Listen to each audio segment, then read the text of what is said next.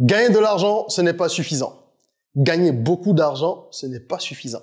Tout dépend de la façon dont tu dépenses ton argent. Tout dépend de ce que tu en fais. Parce que tu peux t'endetter, tu peux vivre au-dessus de tes moyens. Il y a beaucoup de cas de figure qui peuvent te maintenir dans la pauvreté, même si tu gagnes de l'argent. Ah, paradoxal, hein, n'est-ce pas? Alors, on va voir dans cette vidéo quelles sont les 10 habitudes qui peuvent t'empêcher de devenir riche véritablement et d'être indépendant financièrement. Quelles sont les 10 habitudes qui peuvent faire de toi un pauvre, même si tu gagnes de l'argent. Si tu n'en gagnes pas, c'est encore plus grave. On en parle tout de suite. Je suis Régis Sezin, entrepreneur multipotentiel, conférencier, formateur et artiste. Nombre de mes projets ont été acclamés et primés à l'international. Mes ouvrages se sont écoulés à plus de 20 000 exemplaires à travers le monde et j'ai formé plus de 5 000 personnes à ce jour sur les thématiques liées à l'entrepreneuriat, au business, au leadership et au mindset. Je partage avec vous sur cette chaîne du contenu propulsif pour vous aider à rêver, oser et créer. Hello les rocks, j'espère que vous êtes solides. Est-ce que vous savez qu'une personne qui gagne 100 000 francs peut être plus indépendante financièrement qu'une personne qui gagne 500 000 ou 1 million ou un plus? Tout simplement parce que si vous gagnez 100 000 francs et que vous avez des charges de 50 000 francs, que vous investissez en plus peut-être 20 000 francs, vous êtes forcément déjà mieux loti que quelqu'un qui gagne 1 million et qui a un train de vie, des dépenses mensuelles de 1 million 100 000 francs CFA, par exemple. Peut-être qu'il aura un meilleur train de vie, apparemment, en tout cas, que vous, mais ça ne voudra pas dire qu'il est plus riche que vous. C'est ça la différence entre gagner beaucoup d'argent et savoir investir son argent, savoir le dépenser. La richesse, c'est ce qui reste lorsque vous avez fini de faire vos dépenses. Et c'est ce que vous faites de ce qui vous reste. Nous allons voir donc 10 habitudes fréquentes, courantes, qui empêche beaucoup de personnes de sortir de la précarité, de la pauvreté ou de la précarité, ou de ce que j'appelle le fil. C'est-à-dire, on est toujours sur le fil du rasoir, on a de l'argent qui rentre, on a des dépenses. Il y a beaucoup de gens comme ça, hein, c'est-à-dire, ils sont pas pauvres, ils sont pas riches, mais en fait, bon, ils sont nulle part, quoi. C'est-à-dire que dès qu'il y a un petit incident, ah, il y a un décès dans la famille, c'est fini. Parce qu'il n'y a pas de marge. Une petite maladie, un enfant malade, c'est fini. Personne ne souhaite ces choses-là, mais ce sont les aléas de la vie. Ok? Une petite panne de moto, bon, pas petite, peut-être une panne qui nécessite un peu plus d'argent que la révision habituelle. Bam, terminé. Stress, malade pendant 2 semaines, il ne peut plus dormir. Ouais, c'est ça. Alors, il faut prendre de bonnes habitudes et nous allons voir. Il faut prendre de bonnes habitudes et nous allons voir comment on peut éliminer certaines d'entre elles qui sont toxiques pour nos finances. Premièrement, fréquenter des restaurants ou même des maquis tous les jours, ou régulièrement, même si c'est pas tous les jours. C'est une habitude à mettre à la poubelle tout de suite. Vous savez pourquoi? Parce que même si vous dépensez 1 000 francs par jour à manger dehors, c'est-à-dire dans un maquis, un restaurant, etc., fast food, tout ce que vous voulez, faites le calcul. Ne multipliez même pas par 30. Parce que vous allez dire, oui, mais quand je vais au boulot, mais après le week-end, non, je mange pas dehors. Ok. Multipliez par 22 à peu près jour. Ça vous fait 22 000. J'ai dit 1 000 francs par jour. Hein. Je n'ai pas dit seulement au déjeuner. Et c'est un exemple. Je sais qu'il y a des gens qui ont des salaires, on va dire, même pas moyens, qui ont des salaires qui sont pas forcément importants, c'est pas des sommes importantes, mais qui dépensent au moins 1 000 francs par jour dans la nourriture. C'est beaucoup, hein. 22 000. Si tu as un salaire de 100 000 francs, ce qui, je prends le cas du Bénin, le SMIC est à 40 et quelques ou 50 et quelques, mais je sais plus. C'est quelqu'un qui gagne 100 000 francs, il a déjà 2 fois le SMIC. Donc c'est pas, il est pas le plus à plaindre. Mais s'il dépense 22 000 francs, donc 22% de son salaire, vous pensez que c'est quelque chose de soutenable sur la durée et quelque chose d'intelligent? Parce qu'on fait pas ce calcul généralement. 22% de son salaire dans la nourriture, et c'est pas sur les 30 jours, sur 22 jours. Vous voyez déjà qu'il y a un problème. Quelqu'un qui gagne plus d'argent, qui gagne 1 million le mois, mais qui en fait mange à peu près pour 3 000 tous les jours. Il va se retrouver quand même 3 000 à 5 000, parce que généralement, quand on a plus d'argent comme ça, là, on va dans des coins différents. Si c'est 5 000, il va se retrouver au-delà de 100 000. 10%. Bon, le ratio est déjà meilleur, mais c'est quand même 10%. C'est énorme, 10% à mettre dans la nourriture. Alors, en plus de perdre de l'argent, vous mettez votre santé en péril. Parce que on sait très bien que dans tous ces points de vente-là, les gens maximisent le profit. C'est des entrepreneurs, ceux qui ont des restaurants et des maquis et tout ça. Du coup, ils vont mettre beaucoup de cubes. Ils vont mettre beaucoup de différents éléments qui permettent de donner du goût. Mais vous ne savez pas comment c'est préparé, vous mettez votre santé en péril en plus. Et au niveau de votre argent, de votre santé financière, c'est pas bon. Donc moi, je vous conseille de réduire. Il ne s'agit pas de pas se faire plaisir. Aller au restaurant de temps en temps. D'accord, c'est important. Ça fait du bien.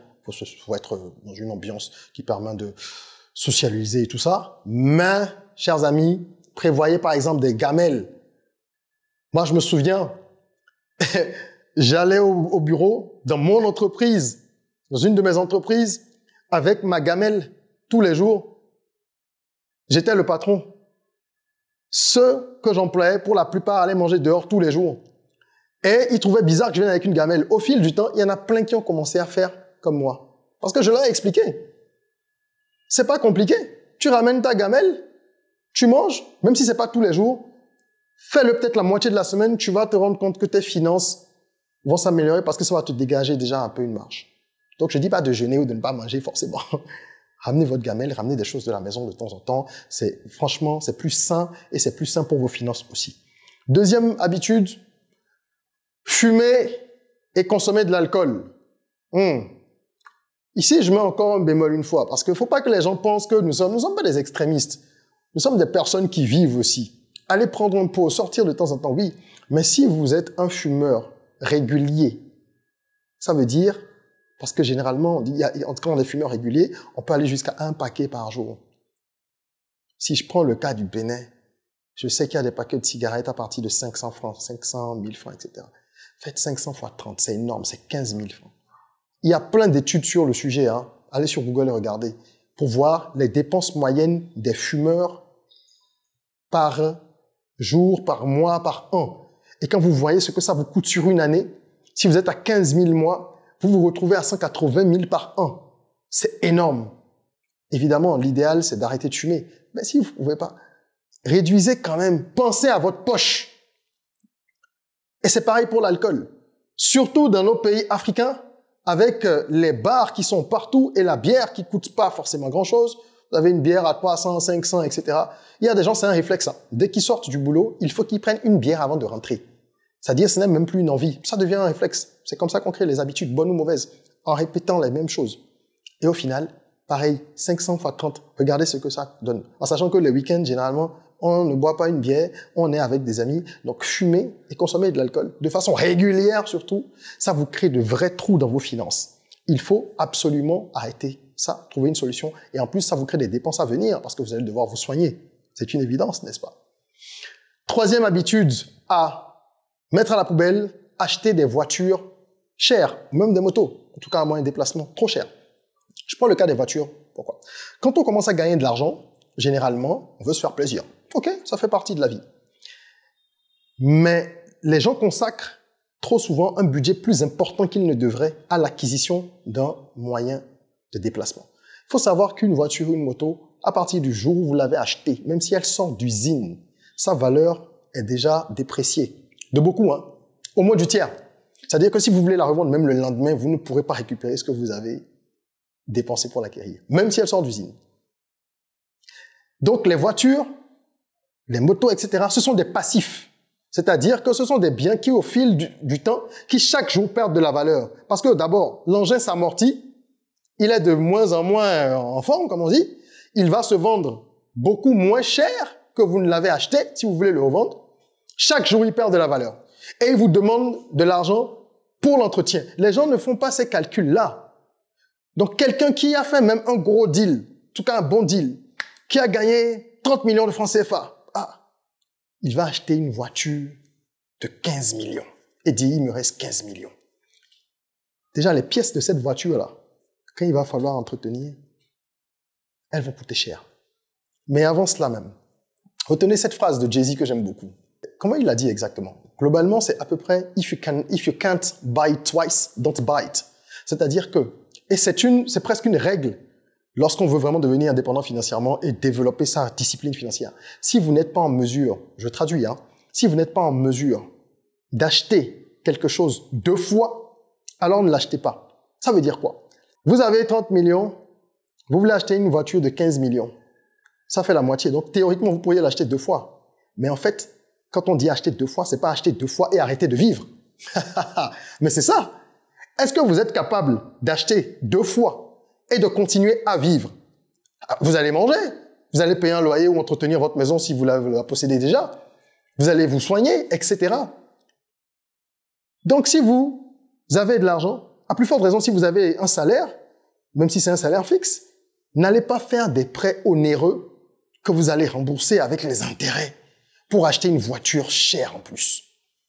Vous pouvez acheter une voiture, mais prenez quelque chose de raisonnable. Vous avez tout le temps d'acheter de belles voitures lorsque vous aurez atteint l'indépendance financière, que vous aurez une certaine assise. Mais gagner 700, 800 000, comme je vois beaucoup de gens qui sont déjà, on va dire, des privilégiés dans nos pays, 700, 800 000 CFA par mois, acheter une voiture de 8, 10 millions qu'on va payer sur 5 ans, je trouve pas que ce soit viable. Il faut se donner de la discipline et avoir la mesure nécessaire pour ne pas tomber dans ces travers-là. C'est extrêmement important. 4e habitude qui nous ruine, généralement, acheter des vêtements de marque. Alors, moi, j'ai jamais compris ça. C'est vrai, je suis peut-être que ça va paraître bizarre, je sais pas. Des vêtements de marque, je ne comprends pas. Lorsqu'on n'a pas atteint un certain niveau, je ne comprends pas qu'on puisse acheter un vêtement à 50 000 si on peut avoir le même type de vêtement et la même qualité à 10, 15 ou même 20 000. Je comprends pas. Pourquoi j'achèterais un pantalon sur lequel il y a une marque et je vais le payer 3 ou 4 fois plus cher? Peut-être que c'est parce que je suis moi-même spécialiste du marketing et que je suis donc pas, je ne suis pas perméable à la société de consommation parce que je connais les techniques qui sont utilisées par les marketeurs pour vous faire dépenser de l'argent, pour nous faire dépenser de l'argent. Et je tombe vraiment pas dans ce genre de panneau. D'accord? J'aime les beaux habits, j'en achète de temps en temps, mais c'est-à-dire que si j'achète un habit, même s'il est cher, ça ne sera pas à cause de la marque. Vous comprenez ce que je veux dire? Ça peut être parce que le type de tissu ou de coton, c'est de la soie, ce type de tissu coûte cher et ça me plaît. J'ai envie de l'acheter. Mais c'est pas la marque. Ça peut être un habit de marque aussi. Je dis pas que je porte pas du tout de vêtements de marque. Mais ce n'est pas le fait que ce soit un vêtement de marque qui va être l'élément décisif dans justement ma décision d'achat. Si vous voulez acheter uniquement parce que moi je veux porter telle marque, je veux porter Gucci, je veux porter Prada, je veux porter ceci, je veux porter cela, et donc j'achète, que ce soit beau ou non, vous allez perdre beaucoup d'argent. Donc calibrez un peu ces choses et attendez le moment où vous pourrez dépenser entre guillemets sans compter. Il ne faut pas acheter un logo, il faut acheter un vêtement pour sa fonction. En tout cas, c'est mon avis. 5e habitude, les jeux de hasard. On n'en parle peut-être pas souvent, on pense que les gens ne jouent pas beaucoup dans nos pays. C'est faux, les gens jouent beaucoup. Lorsque moi je passe devant les points des différentes loteries dans nos pays, les gens jouent beaucoup. Et maintenant, il y a également tout ce qui est pari en ligne, n'est-ce pas? Où vous avez énormément de personnes qui jouent. C'est vrai, certains gagnent de l'argent.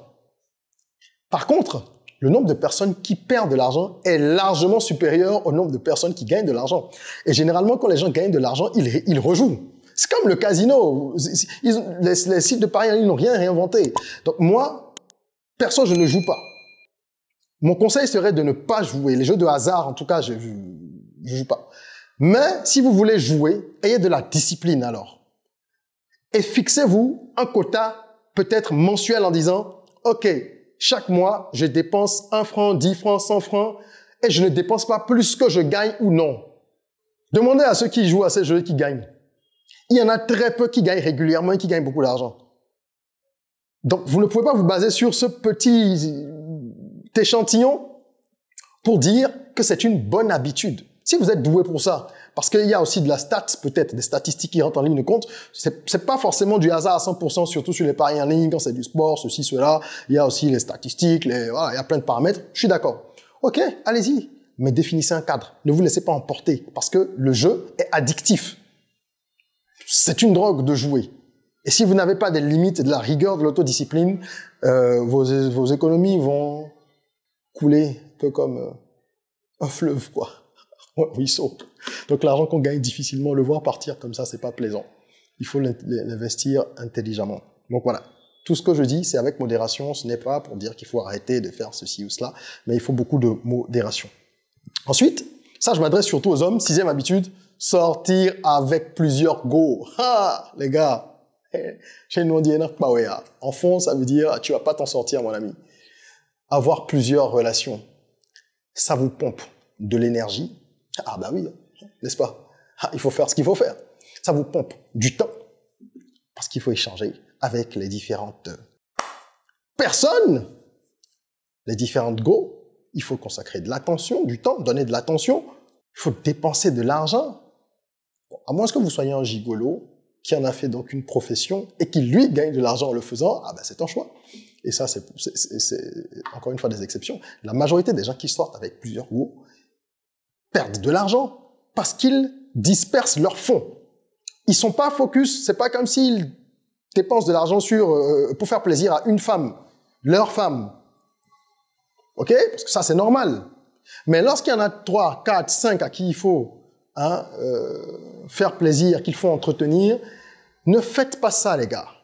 Si ça vous tient à cœur de mener ce type de vie, encore une fois, attendez d'avoir plus de solidité. Parce que entre 5 000 francs qu'on a dépensé pour aller boire un verre, en plus de 10 000 avec une autre, avec qui on est allé manger, une autre qui a un problème ou qui doit faire ses cheveux, à qui on a envoyé un peu d'argent, la quatrième dont la tante du cousin de la nièce est malade, qu'il faut aider, etc., on ne s'en sort pas. Donc, différez ce genre d'habitude, si tant est que ce soit pour vous quelque chose d'important, différez-le, prévoyez ça pour plus tard. Le but, c'est d'arriver à un stade où, quand on est indépendant financièrement, en fait, c'est-à-dire que on ne travaille plus du matin au soir pour gagner de l'argent. L'argent travaille pour nous. Pour qu'on continue à travailler par plaisir, par passion.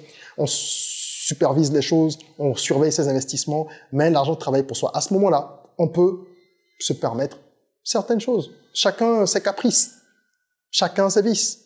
Mais il faut savoir les développer au bon stade dans la vie, je dirais. Très, très, très, très important.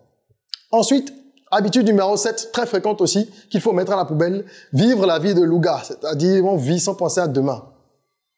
Et ça, malheureusement, il y a beaucoup de gens qui se rendent même pas compte. C'est ça, en fait, c'est-à-dire ils sont pas conscients qu'ils vivent ce type de vie.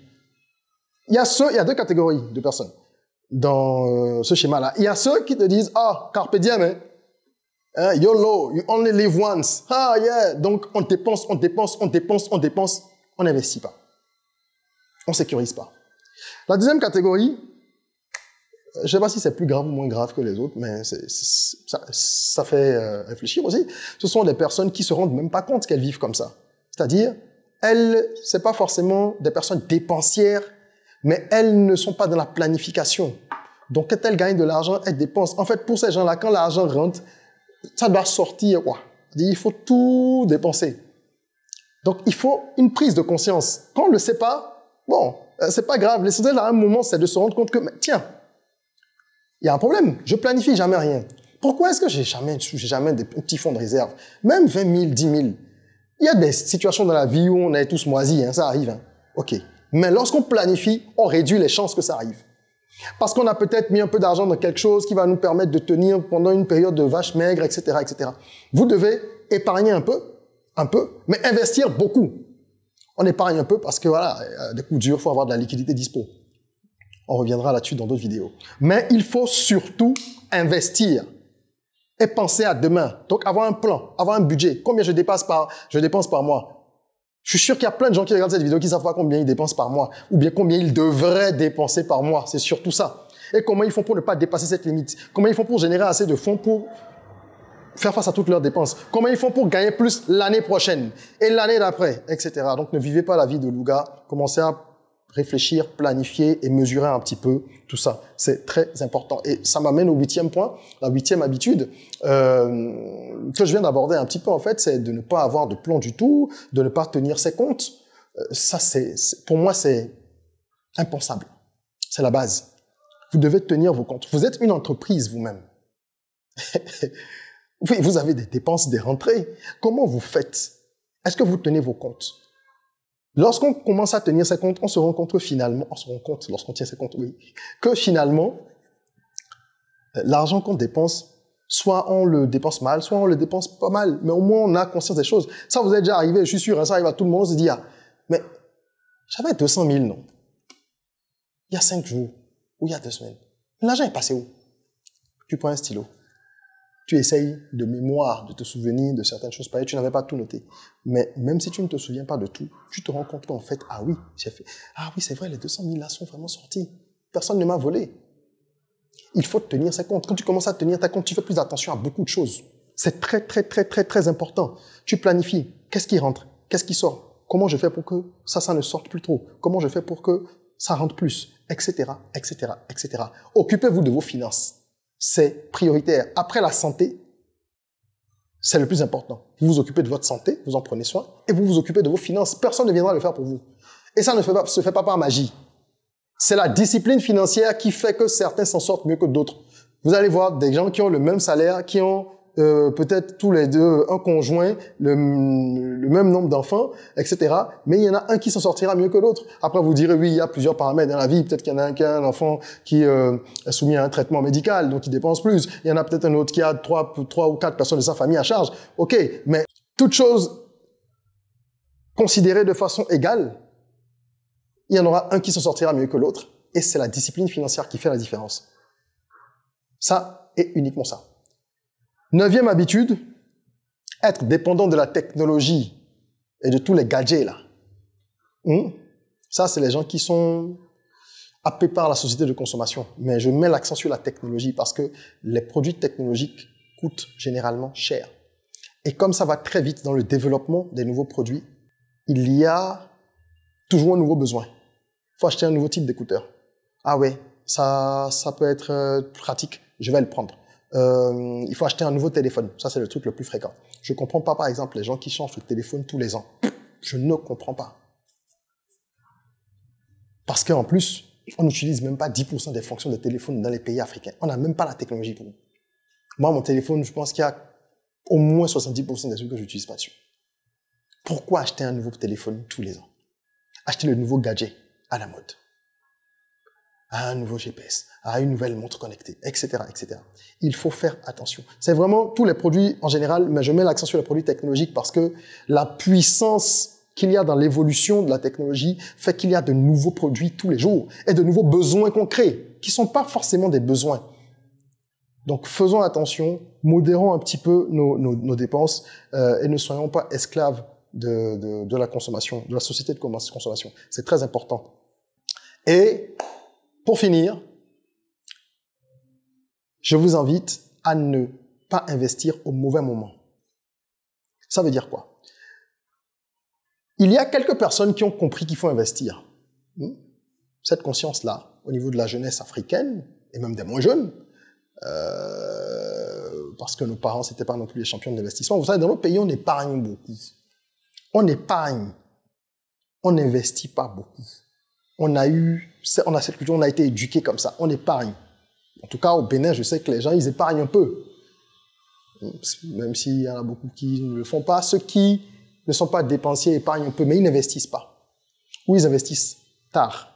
Tard, ça veut dire quoi? Vous ne pouvez pas investir après avoir géré toutes vos dépenses courantes. Sinon, vous n'allez jamais y parvenir. L'argent qui est là va toujours être utilisé pour faire quelque chose. C'est pour ça qu'on dit qu'il faut toujours se payer en premier. C'est une des bases de l'éducation financière. Tu as ton salaire qui rentre, ou tu viens de faire un deal, l'argent rentre. Prends. On parle d'une règle de 10% généralement. Après, ça varie selon les lectures, les études, etc. Prends ces 10%-là. Investis. Maintenant, débrouille-toi pour gérer le reste avec les 90%. Même si tu avais besoin de 95%, débrouille-toi avec les 90%. C'est pas parce que tu vas manger un poisson de 1000 francs au lieu de manger le poisson de 2500 que tu affectionnes aujourd'hui que tu vas mourir, mon gars. Ou mago. Non. Il faut se serrer. Donc, on dit, paye-toi en premier. C'est ce que j'appelle investir au mauvais moment. Au mauvais moment, c'est après. On dit, je vais investir après. Après, il ne vient quasiment jamais. Après est un menteur. Parce que l'argent n'est plus dispo. Ça a servi à faire plein de choses. OK? Donc, payez-vous toujours en premier. Et vous verrez qu'au fur et à mesure, même si ça vous paraît des petits montants, 15 000 par-ci, 20 000 par-là, que vous avez mis, je sais pas moi, si c'est l'immobilier qui vous intéresse, vous l'avez mis de côté pour acheter un terrain, sécurisé, faire attention, ou alors que vous avez placé en bourse, ou vous voulez pas des actions, ok, c'est trop risqué, vous avez pris des obligations, ou dans un fonds commun de placement, si c'est la crypto-monnaie qui vous intéresse, moi par exemple, j'y connais pas grand-chose, je le fais pas, mais si c'est ça que vous voulez, faites-le, mais investissez vos 10% avant de faire les autres dépenses. J'espère que c'est clair. J'espère que vous aurez appris dans cette vidéo un certain nombre de choses qui parfois sont des choses banales mais auxquelles on ne fait pas attention. Je vous invite à vraiment travailler votre mindset parce que tout est dans la discipline, l'état d'esprit est encore une fois dans la discipline. Et je vous invite donc à découvrir l'album Soyons Rock qui est un album de développement personnel sur de la musique urbaine que j'ai sorti il y a quelques temps et vous pouvez retrouver un lien dans la description pour vous procurer cet album qui est disponible avec un e-book où on parle véritablement de développement personnel, aussi bien dans les chansons que dans le livret. On parle de leadership, de mindset, comment travailler à se bâtir un mindset de champion. Donc je vous laisse un lien dans la description si ça vous intéresse. Et je vous invite à vous abonner pour ne pas manquer les prochains contenus. Encore une fois, j'espère que ça vous aura été utile de suivre cette vidéo. Likez pour nous encourager. Mettez un petit commentaire. Quelles sont les habitudes que j'ai pas évoquées éventuellement auxquelles vous pensez qui sont les habitudes qui nous ruinent ou qui ne nous tirent pas vers le haut en tout cas. Et qu'est-ce qu'on pourrait faire pour avancer? Partagez des astuces. Hein? C'est une communauté ici qui est une communauté où chacun doit tirer l'autre vers le haut. Voilà un petit peu. Je vous remercie d'avoir suivi cette vidéo. En attendant qu'on se retrouve pour un prochain sujet, n'oubliez pas, rêvons, osons, créons, soyons rock. Je suis Régis Saizy, entrepreneur multipotentiel, conférencier, formateur et artiste. Nombre de mes projets ont été acclamés et primés à l'international. Mes ouvrages se sont écoulés à plus de 20 000 exemplaires à travers le monde et j'ai formé plus de 5 000 personnes à ce jour sur les thématiques liées à l'entrepreneuriat, au business, au leadership et au mindset. Je partage avec vous sur cette chaîne du contenu propulsif pour vous aider à rêver, oser et créer.